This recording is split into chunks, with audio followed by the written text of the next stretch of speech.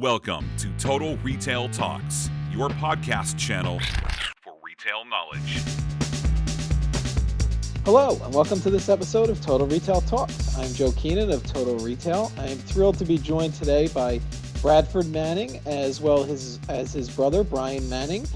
They are the co-founders of Two Blind Brothers, a retail website. They have a great story, and I'm excited to have them on the show. So thank you for joining me today, Bradford and Bryan. Thank you so much. We're excited to be here. Yeah, pumped. Thanks for having us. Great. Well, as I noted, it really is a great story. So let's start there. Let's get into a little bit about the background of the story of, how and why the two of you launched Two Blind Brothers. Sure. So this is Brad Manning, the older brother, and I guess I'll go first, as I have throughout our childhood and lives. So Bryan and I, we both have a rare retinal eye disease called Stargardt's disease. Stargardt's, it's a juvenile form of macular degeneration where you lose your center vision over time. A lot of people know macular degeneration from their parents or grandparents that have AMD, adult macular degeneration. We got a version of it when we were around 5 years old. And I'm about 5 years older than Bryan. So I was diagnosed first. And essentially, this had always been kind of something that Bryan and I shared. We were very lucky. We had amazing parents that, really instilled in us not to let this actually be something that was going to hold us back. And, we can get into sort of the whole story around the brand, but essentially we had this sort of serendipitous moment while we were working in different careers in New York City, decided we wanted to do something for a charity that we were very close to, the Foundation Fighting Blindness. And if you are blind or visually impaired, and shopping can be such a disaster because it's hard to see the prices, the labels, the sizes, you sort of use your sense of touch, figure out if you love what you're buying and love what you're feeling, and then you'll do all the other work to get it. And that was sort of the original concept to start this clothing brand, Two Blind Brothers. I'm going to get into the charitable aspect of Two Blind Brothers. That's such a big piece of the company in a minute. But you mentioned, Brad, and that you and Bryan hadn't started out in retail. You were kind of in these different professional careers. So I think for context for the audience, why don't the two of you tell us a little bit about your backgrounds?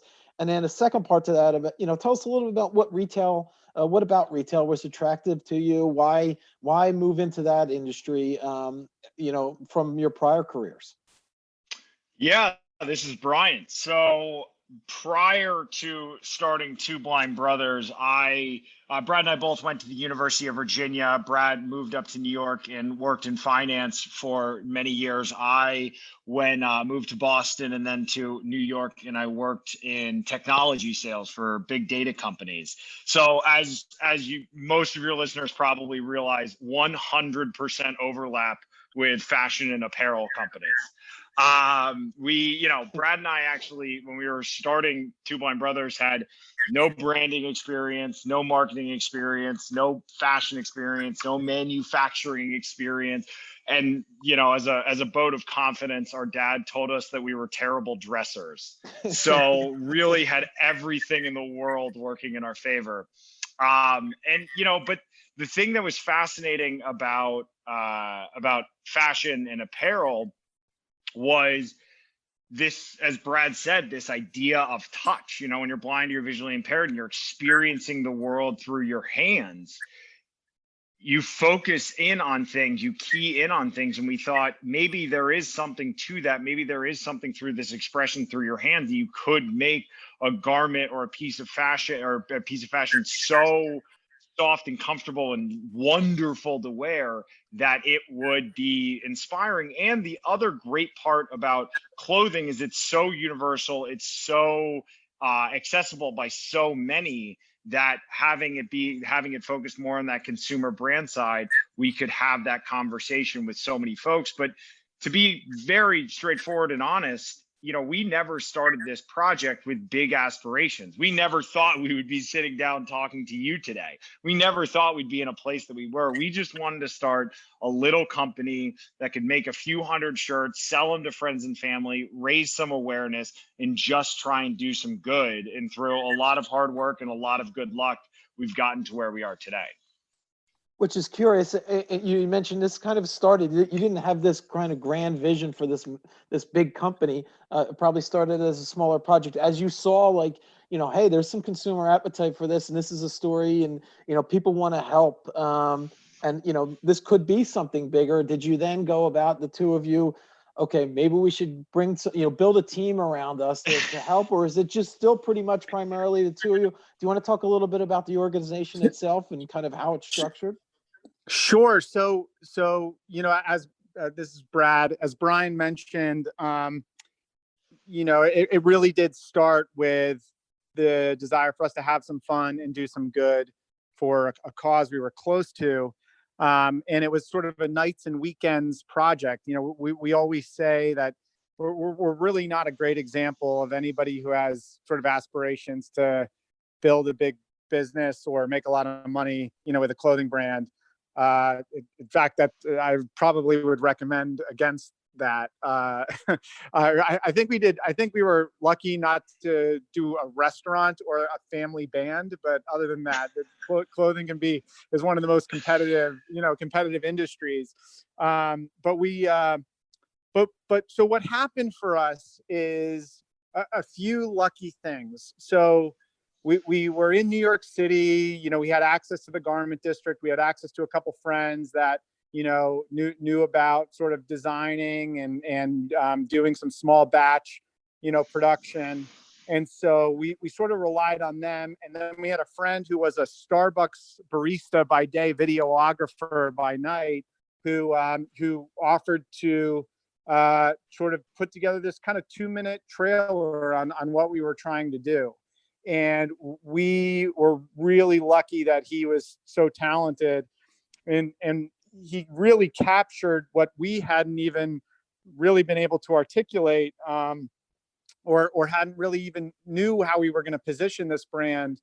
But we sort of trusted him, and that video started to get a lot of attention on social media, and especially in the community that we were serving.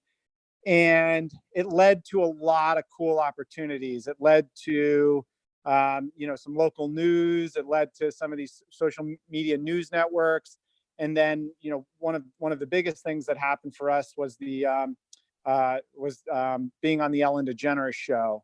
And essentially, up until that moment, we were just the two of us and sort of an assistant at my former job. I was an analyst at a small investment company. It was just us. After that moment, we realized that it's so rare in life to get this much attention and this much tailwind on something you're so passionate about and can actually make an impact with, that's when we decided to sort of, hit the gas as hard as we could.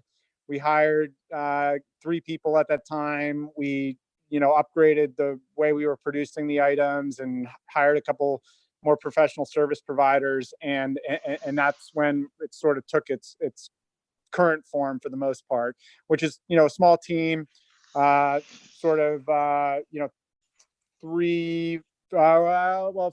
full-time people, and then a bunch of sort of outsourced help as well. So you noted that Two Blind Brothers obviously has the charitable component to it, and the towards fighting eye disease and blindness. You donate 100% of the company's profits back to research for eye disease through the Foundation Fighting Blindness. Do you want to tell us a little bit about that relationship? Obviously, you're intimately connected to the charity. You noted that this is something you wanted to do to raise funds. You have some fun with it. Tell us a little bit about kind of that relationship you have with Foundation Fighting Blindness. Yeah, so this is Brian.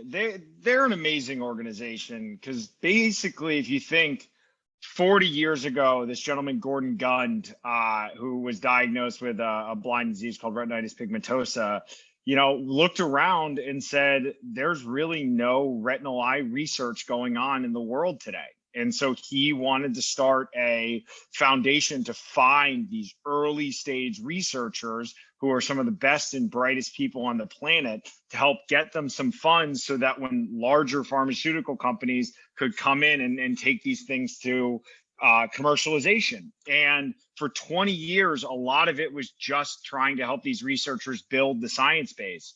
But some pretty incredible things have been happening recently. There's a disease called Leber's congenital amaurosis, which is a blinding disease in children. They're just basically, by the age of 6, 100% blind.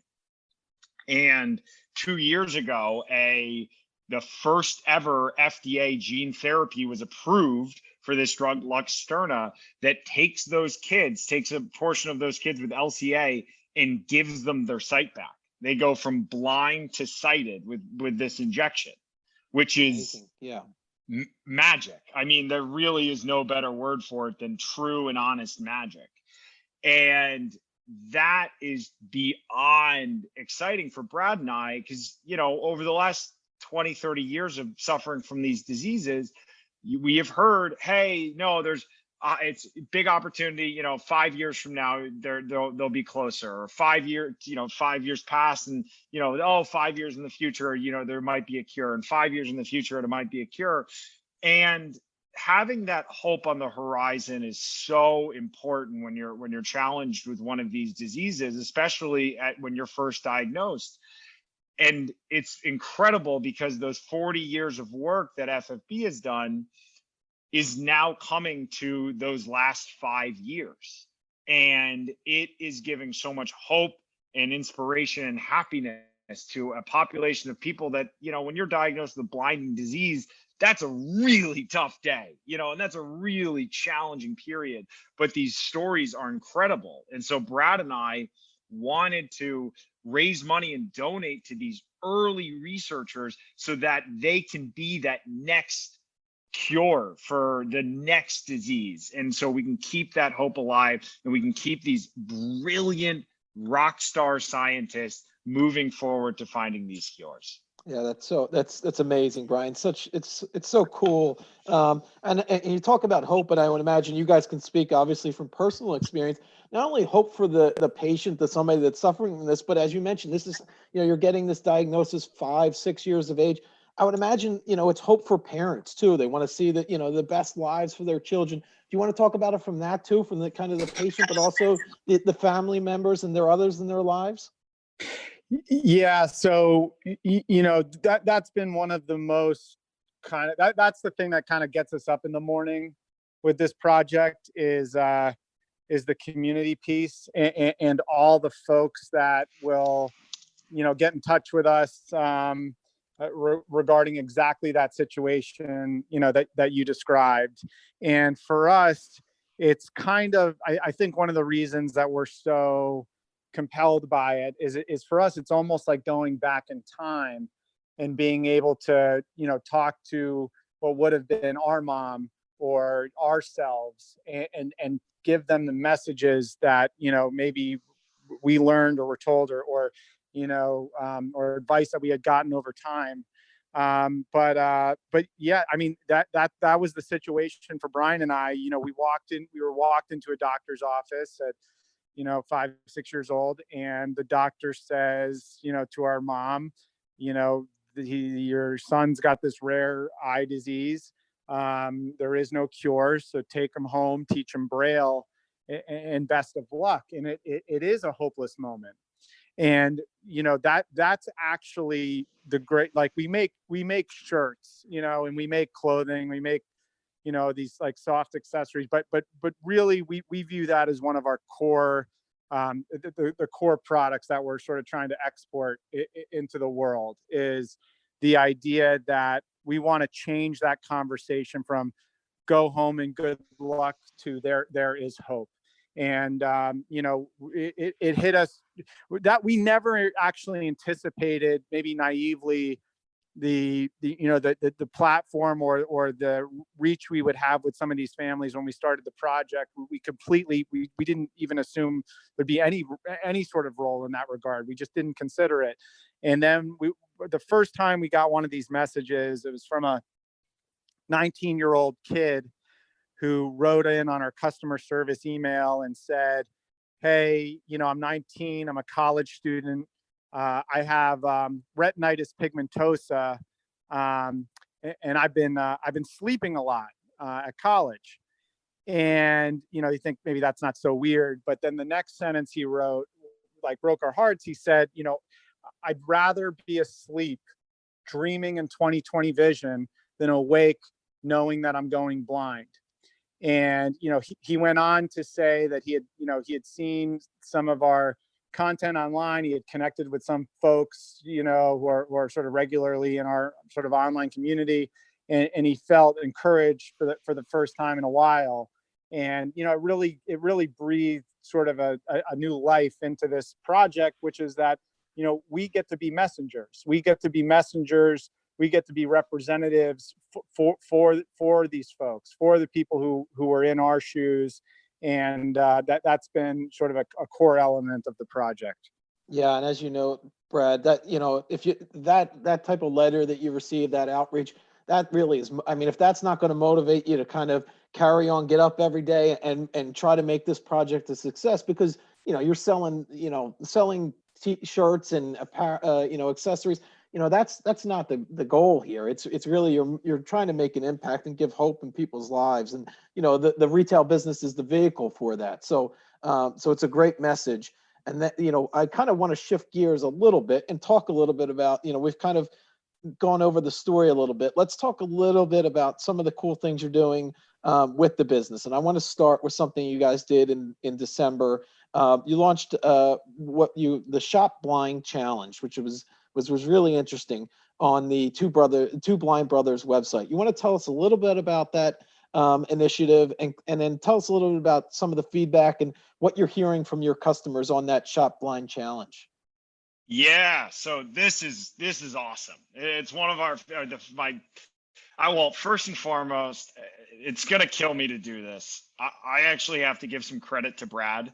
I try and save it once a year, but it's Christmas and the new year, and it's trying to make I try and give it to him early so he feels better. It's a weak muscle. Don't pull anything over there. Don't pull. I did feel an ache in my heart when I said it. No, but so when you're blind or you're visually impaired, one of the best tools that you have in your tool belt is trust. And you trust people in small ways all of the time. You trust a cab driver to drop you off on the right street corner, or when you give the guy at the coffee shop, some cash, that he gives you the correct change, because it's hard to see these things, and you just trust in people to help you.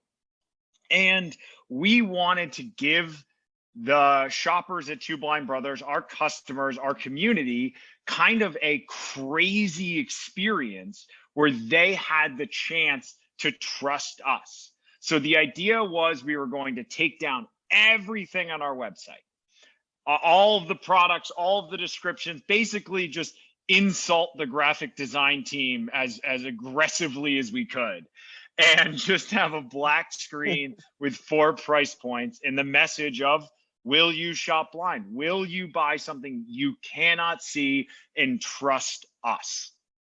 And it was fascinating, because the first time we did it, it was over 2 weeks, and I was like, oh, this will be a fun little media event, or it'll get some notice, but who's actually going to do this? And the incredible and profound part was the community, the responses, the excitement, and the joy that has come out of this experience has been absolutely overwhelming. We get, we'll look on TikTok or YouTube or Facebook or Instagram. These people will do these reveal videos, and they'll explain the challenge. They'll open the box, and there's probably, I don't know, about 4 seconds of terror in my heart, because you don't know what they're going to say, and they just have the camera rolling.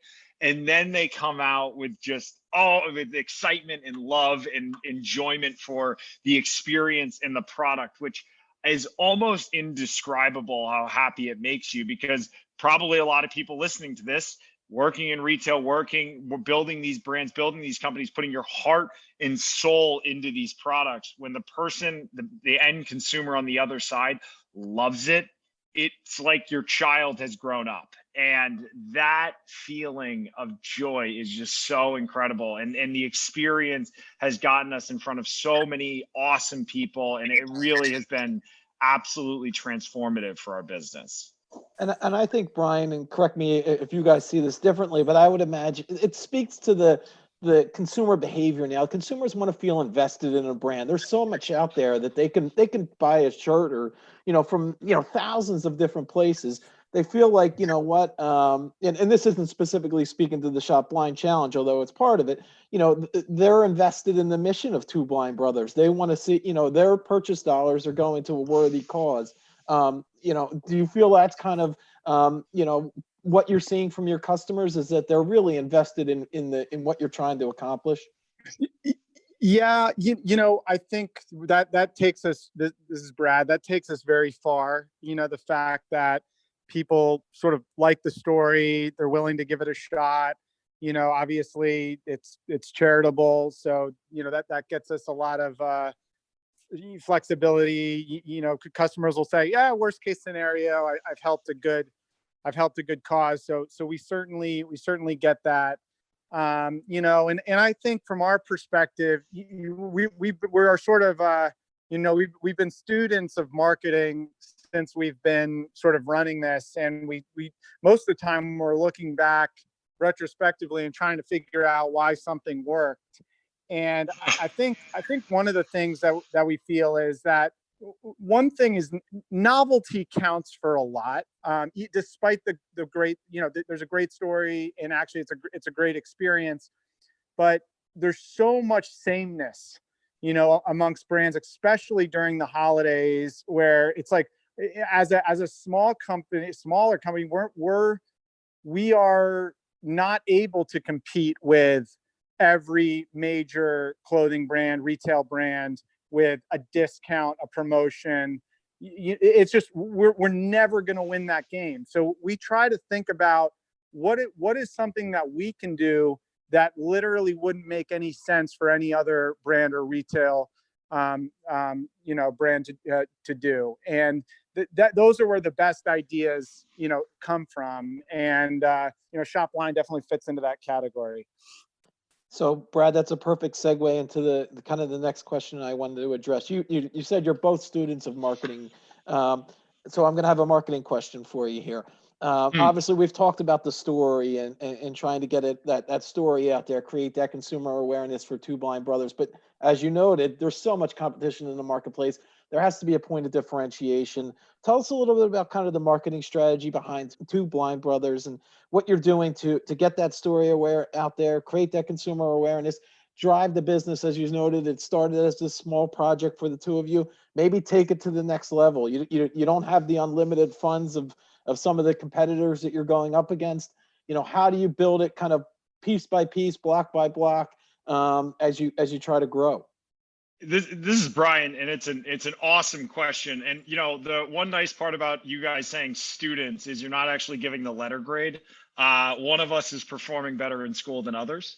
No, but the fascinating part about today, more than 20 years ago, if Brad and I wanted to start this project, we would have had to buy a massive amount of inventory and then go on a media blitz and get a Super Bowl ad to try and then compete on price versus quality to as large of an audience as possible.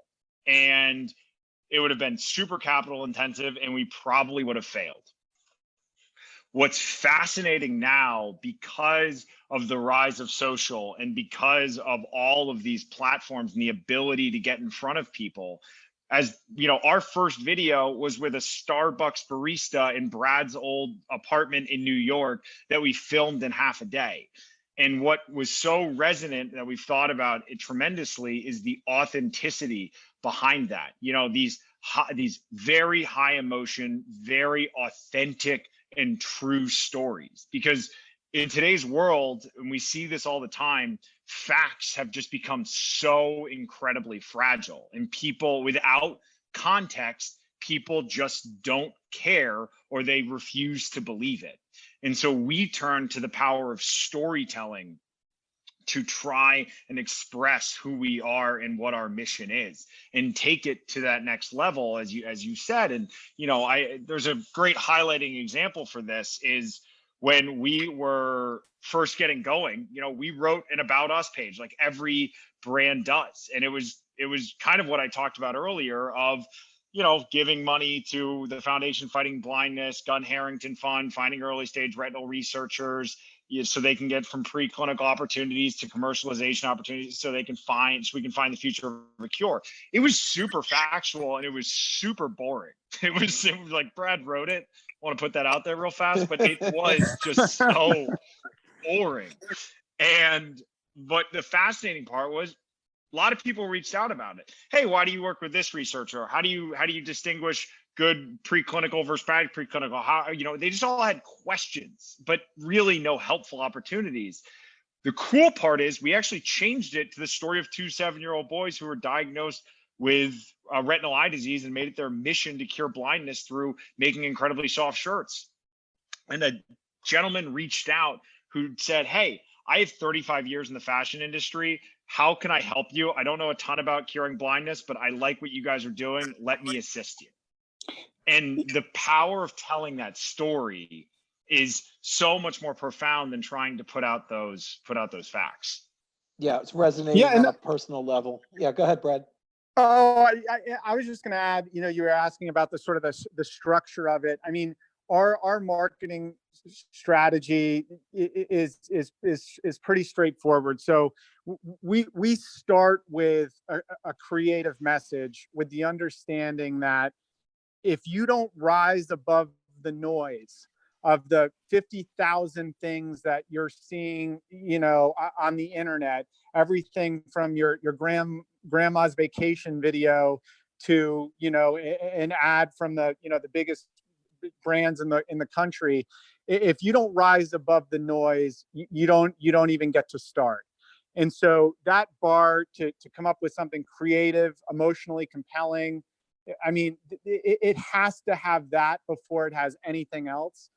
And then we leverage all the digital social platforms. We advertise heavily on Facebook, Instagram, TikTok, YouTube, Snapchat, and a lot of it is very typical stuff for anyone who's familiar with those platforms, the lookalike audiences and all the above. And then also what we found is, and we're lucky to have a lot of this, is user-generated content. So we'll often get videos, or there'll be videos posted of people sort of interacting and experiencing our product. And I think there's opportunity at this moment in time around a lot of this, quote, like underproduced type content. It lowers, the viewers, sort of BS meters when they can see somebody who's not an actor, who's genuinely, enjoying their experience. So it starts with that creative. It tries, we do run pretty sophisticated strategy across our, across the sort of all the social ad platforms. We benefit from the fact that we don't do any sort of we don't do a lot of like direct sales content. We're never saying, hey, buy this shirt now for this % off. It's usually in some sort of story form, some sort of compelling video that someone is going to remember and hopefully share with somebody else they know.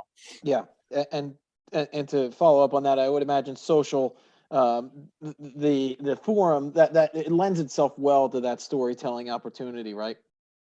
Yeah, 100%. I mean, there are, one of the things we're always struck by is how much ad scale we can get on a platform like Facebook or Instagram, and how little we can get in something like a Google display ad, because it's hard, or Pinterest. There's just certain platforms that lend themselves to our strategy, which is strong stories and strong sort of longer form video.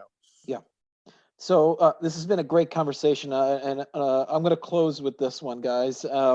So we're starting a new year. We've kind of talked about building this brand from a small project into potentially something bigger and keep on growing. Lastly, what is your attention? Where are you guys focusing as you look to begin the new year and grow Two Blind Brothers? Continue to just continue the momentum that you've created with the brand and take it to new heights almost. Where are you looking at? Well, this is Brad. I have one, before Brian jumps in ahead of me. I have one thing that might be relevant to some of your audience is one of the areas that we're focusing on now is a collaboration on this shop blind experience. One of the things that's limiting about shop blind is we put all of our own products into these mystery boxes, and it's can be more fun if there's sort of new things or unexpected things sort of in there. And I think one awesome thing we could do with that campaign is find somebody who has a sort of an existing customer base that's looking to do something kind of fun, something to bring some energy. And I think what we're excited about too is that at least the metric, it's not just a goodwill campaign. The metrics are awesome, and so that's one thing we have on our list for next year is to find partners to do this with. Yeah, that's a great point. Makes a lot of sense that potential other retailers and brands might want to test this model. As to your point, not only is it a good story and the goodwill associated with it, but it's proving financially viable as well. Yeah, 100%. Yeah, I would actually, I'd add on that is to say, looking at 2021, we adore the shop blind experience. It has just been going absolutely bananas for us, and we want to keep leveraging that experience as well as coming up with new, innovative, and unique campaigns to try and capture that magic and create that exciting, authentically fun experience for consumers.